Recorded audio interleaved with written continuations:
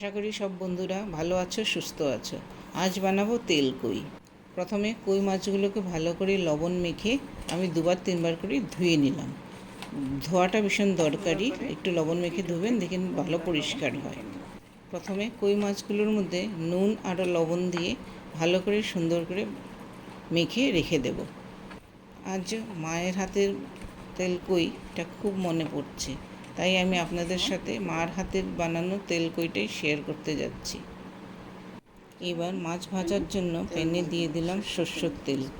যেহেতু নামটাই তেল কই, সেই জন্য তেলের পরিমাণটা একটু বেশি লাগবে। এবার মাছগুলোকে দিয়ে দিলাম ভাজার জন্য। মাছগুলোকে এপিট ওপিট ভালো করে ভেজে নেব, কিন্তু বেশি কড়া করে মাছ ভাজবো না।